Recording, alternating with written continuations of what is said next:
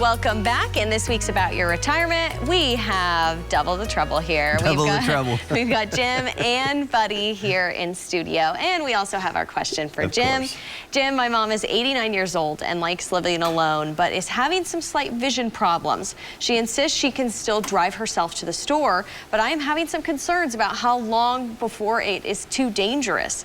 How would you handle this? This is a difficult conversation. It is, and there's several difficult conversations that adult children of the adult age generation has. This the question today, to drive or not to drive, that will be a question in most cases. And so what we want to point out very early on in this conversation is that it requires somebody with a gentle and respectful attitude to help get through this. And so let me tell you the four most important suggestions I have to offer on this, and I've been through this many times with many people, and these seem to work. First of all is start this conversation early. Don't wait too long. People are going to mention this at some point, and we have to remember that if you have somebody 80 years old that grew up on the farm, they've probably been driving 70 years, 10 years old with the harvest and all those things.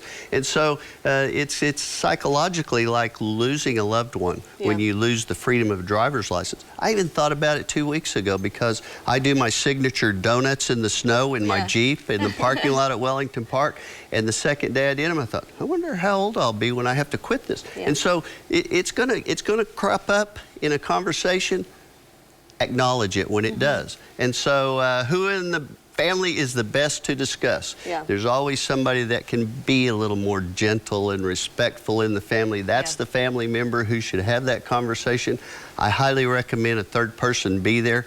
Somebody maybe spiritually from their church, an elder they respect, a minister they respect, and that they trust. And so that may make that a little smoother. Plus you've created a little support group for them.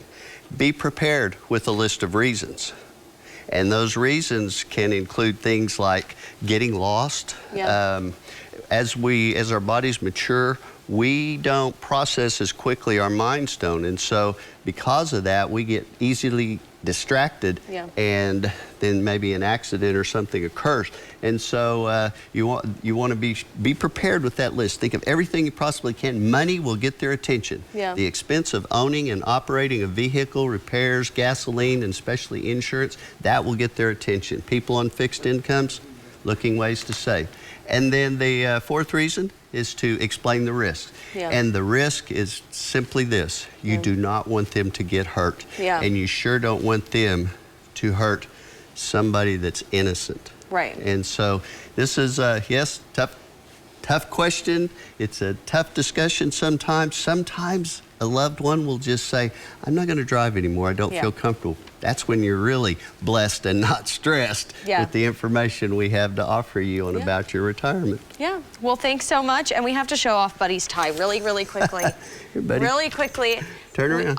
While we show Buddy's tie, I'll remind you, because we typically have a full screen. Don't forget, you can get more retirement advice from Jim on his other shows. Watch Baby Boomers in Action every weekend on News 9 and News 9 Plus. And for more information, visit news9.com/retirement.